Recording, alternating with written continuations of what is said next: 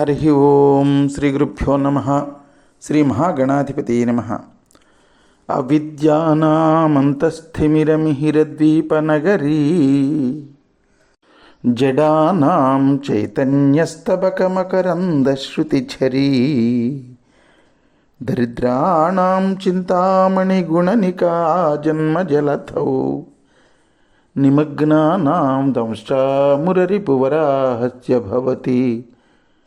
శుక్లాంబరధరం విష్ణుం శశివర్ణం చతుర్భుజం ప్రసన్నవదనం ధ్యాయేత్ సర్వవిఘ్నోపశాంతయేత్. వందే గురుపదద్వంద్వమవాన్మానసగోచరం రక్తశుక్లప్రభామిశ్రమతర్క్యం త్రైపురం మహః. సానందమానందవనే వసంతం ఆనందకందం హతపాపబృందం వారాణసీనాథమనాథనాథం శ్రీవిశ్వనాథం శరణం ప్రపద్యే. విశ్వేశం మాధవం ఢుంఢిం దండపాణిం చ భైరవం వందే కాశీం గుహాం గంగాం భవానీం మణికర్ణికాం. హర నమ పార్వతీపతయే. హర హర మహాదేవ శంభో శంకర. పూరీ జగన్నాథ క్షేత్రంలో సింహద్వారం మనం అంటాం కదా, దాన్ని ఒరిస్సాలో సింగద్వారం అని పిలుస్తారు. నిజానికి సంస్కృతంలో కూడా సింగద్వారం అనే ఉంటుంది. సింగద్వారంగా పిలువబడేటటువంటి సింహ ప్రవేశం ఆలయంలోని పూరీ జగన్నాథ స్వామి క్షేత్రానికి, ఆ గుడికి 4 ప్రవేశ ద్వారాలు ఉంటాయి. ఈ 4 ప్రవేశ ద్వారాలలో ప్రధానమైనటువంటిది ఈ సింహద్వారం. దీనికి ఆ పేరు రావడానికి కారణం, ఆ ద్వారానికి 2 పక్కలా ఉన్నటువంటి గాండ్రిస్తున్నట్టు కనబడేటటువంటి సింహాల యొక్క రాతి శిలలు. ఈ ప్రధాన సింహద్వారం తూర్పుముఖంగా ఉండి బడాదందా అంటే ఒరిస్సాలో పెద్ద రోడ్డు, ఆ పెద్ద రోడ్డుకి దారి చూపిస్తుంది. బైసీపహచ అంటారు. 22 మెట్ల వరస ఈ సింహద్వారం దగ్గర ఉండి ఆలయ భవనంలోకి దారి చూపిస్తుంది. పతిత పావనమూర్తి అయినటువంటి జగన్నాథస్వామి వారి శిల్పం ప్రవేశంలో కుడి పక్కన చెక్కి ఉంటుంది. పతిత పావన అంటే అణగారినటువంటి లేదా దిగజారిపోయినటువంటి వారి యొక్క బాంధవుడు అని అర్థం. ఎందుకు లోపల ఒక దైవం ఉండగా బయటన ఎందుకు ఈ శిల్పం చెక్కి ఉంటుంది అంటే, పూర్వకాలంలో ప్రాచీన కాలంలో కొన్ని వర్గాల వారిని ఆలయంలోకి ప్రవేశం ఇచ్చేవారు కాదు. అందుకని వాళ్ళకి ఈ పతిత పావనుడు అని ఎవరినైతే పిలుస్తూ ఉంటారో జగన్నాథస్వామి, ఆయన ఈ మెట్ల దగ్గర ఉంటాడు కదా, ఆయన పూజించుకుండేటటువంటి వాళ్ళు. ఆ తర్వాత జయ విజయులు, ఇలాగ విష్ణుమూర్తి క్షేత్రం అనేసరికి జయ విజయులు ఇద్దరు కూడా ద్వారపాలకుల కింద ఉంటారు కదా, ఆ రకంగా ద్వారపాలకులు ఉంటారు. అయితే మనం పూరీ క్షేత్రంలో ప్రధానమైనటువంటి ఉత్సవాల్లో చెప్పుకున్నటువంటిది రథయాత్ర. ఈ రథయాత్ర మొదలయ్యేటప్పుడు జగన్నాథస్వామి, బలభద్రుడు, సుభద్ర ఈ ముగ్గురు యొక్క విగ్రహాలను ఇప్పుడు మనం ఏదైతే మనం పతిత పావన అని బైసీపహిచ అని అనుకున్నామో 22 మెట్లు, ఆ మెట్ల ద్వారానే ఈ సింహద్వారం గుండానే ఆ బడాదందా పెద్ద రోడ్డు మీద ఉన్నటువంటి ఆ రథం మీదకు తీసుకుని వెళతారు. సరే, వీటిని ఎక్కడికి తీసుకుని వెళతారు? గుండీచా మందిరం దగ్గరికి తీసుకుని వెళతారు.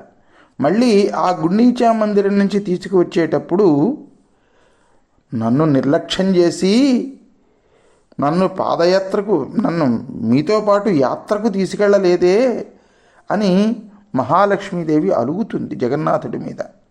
ఆవిడ్ని ఇక్కడ వదిలేసి వెళ్ళిపోతారు. అన్నదమ్ములు, అక్క చెల్లెలు కలిపి ఆ ముగ్గురును నన్ను వదిలేసి వెళ్ళిపోయారు, నన్ను నిర్లక్ష్యంగా ఇక్కడ అని అలిగినటువంటి మహాలక్ష్మిని జాతర రూపంలో శాంతపరుస్తారు. అప్పుడే విగ్రహ రూపంలో ఈ తలుపులపై ఉన్నటువంటి మహాలక్ష్మి వాళ్ళని ఆలయంలోకి రావడానికి అనుమతి ఇస్తుంది. ప్రధాన ద్వారం ముందు అద్భుతమైనటువంటి 16 ఏకశిలాస్తంభమైనటువంటి అరుణస్తంభం అని ఒకటి ఉంటుంది. దాని పైభాగంలో ఈ అరుణస్తంభం మీదన సూర్యభగవానుడి యొక్క రథసారథి అయినటువంటి అరుణుడి యొక్క విగ్రహం ఉంటుంది. అసలు ఈ స్తంభంట కోణార్కలో సూర్యదేవాలయంలో ఉండేదిట. ఈ అరుణ స్తంభం ఖుర్దాని పరిపాలించినటువంటి ఆ రాజుగారు ఆ కోణార్క నుంచి తెప్పించి ఇక్కడ పెట్టించాడు అని చెప్పేసి అంటూ ఉంటారనమాట. ప్రధాన ప్రవేశమైనటువంటి సింహద్వారం కాకుండా ఉత్తర వైపు నుంచి ఒక ద్వారం, దక్షిణం వైపు నుంచి ఇంకొక ద్వారం, పశ్చిమం వైపు నుంచి ఇంకొక ద్వారం, ఇలాగా 4 ప్రవేశాలు ఉంటాయి. వాటిని రక్షించేటటువంటి జంతువుల యొక్క శిలా విగ్రహాలు అక్కడ ఉంటాయి. దాని ప్రకారం ఒక ద్వారానికేమో హాతీ ద్వారం అన్నారు. ఒక ద్వారం సింహద్వారం అయిపోయింది, రెండో ద్వారం హాతీ ద్వారం, అంటే ఏనుగు అక్కడ ఉంటుంది బొమ్మ. ఇంకో ద్వారం పేరు వ్యాఘ్రద్వారం అన్నారు, అంటే అక్కడ పులి బొమ్మ ఉంటుంది. ఇంకో ద్వారం పేరు అశ్వద్వారం అన్నారు, అంటే అది గుర్రం ద్వారం.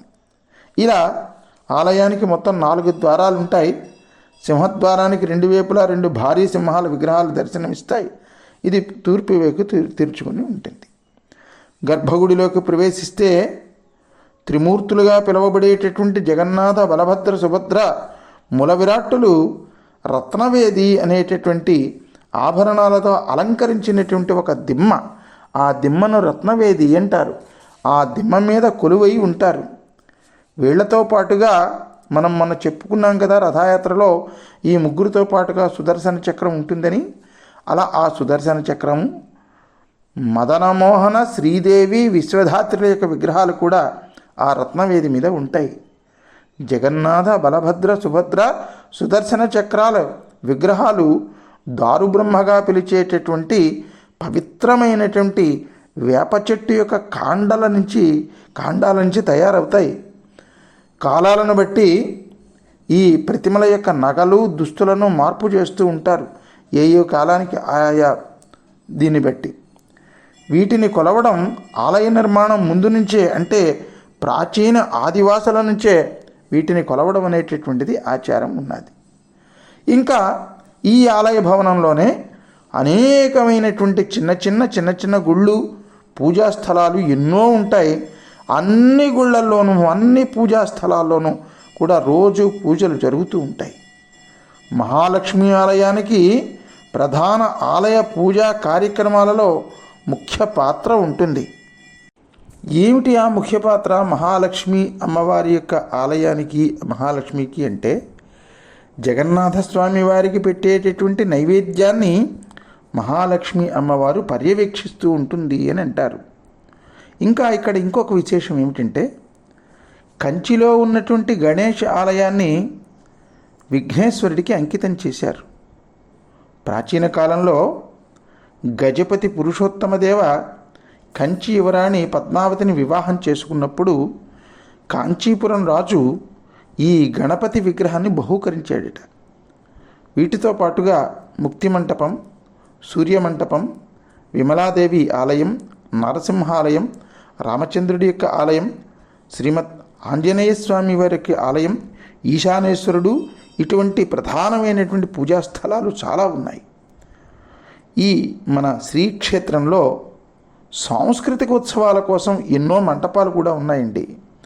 ఎత్తైన దిమ్మల మీద స్తంభాల యొక్క కూటములు ఉంటాయి. ఏకంగా ప్రసిద్ధి చెందినటువంటి పవిత్ర బ్రాహ్మణులైనటువంటి సేవాయుతుల యొక్క సమావేశాల కోసం చేయబడినటువంటిది ఒక మంటపం ఉంటుంది. దాని పేరు ఏం పేరో తెలుసా?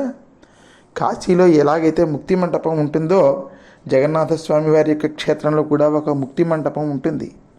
అక్కడ రోజువారీ పూజలు, పండగలకు సంబంధించినటువంటి ముఖ్యమైనటువంటి నిర్ణయాలు ఈ ముక్తి మండపం మీదే తీసుకుంటూ ఉంటారు. ఇంకొక ప్రధానమైనటువంటి మంటపం పేరు డోల మంటపం. ఇది రాతితో అందంగా చెక్కినటువంటి శిలా తోరణం. ప్రతి ఏటా జరిగేటటువంటి డోలాయాత్ర పండుగలో ఈ తోరణాన్ని ఈ శిలాతోరణాన్ని ఉయ్యాల కట్టడానికి ఉపయోగిస్తారు. ఈ సమయంలో డోలా గోవిందుని యొక్క ప్రతిమ ఈ ఉయ్యాలలో ఉంచుతారు. అలాగే ఇక్కడ ఉన్నటువంటి స్నానబేడి అనేటటువంటి ఒక దీర్ఘచతురస్రాకార రాతి దిమ్మలో జరిగేటటువంటి వార్షిక స్నాన యాత్రా సమయంలో జగన్నాథస్వామి, బలభద్రుడు, సుభద్ర విగ్రహాలకు వేడుకగా స్నానం చేయిస్తారు. ఇంకా పూరీ క్షేత్రంలో ఏమున్నాయో, రథయాత్ర ఎలా జరుగుతుందో మనం రేపటి భాగంలో శ్రద్ధగా వినేటటువంటి ప్రయత్నం చేద్దాం భక్త మహాశైలారా. అంతవరకు స్వస్తి ప్రజాభ్య పరిపాలయంతాం న్యాయేన మార్గేణ మహిమహీషా. గో బ్రాహ్మణేభ్య శుభమస్తు నిత్యం. లోకా సమస్తా సుఖినో భవంతు. సర్వే జనా సుఖినో భవంతు. హర నమః పార్వతీపతయే. హర హర మహాదేవ శంభో శంకర.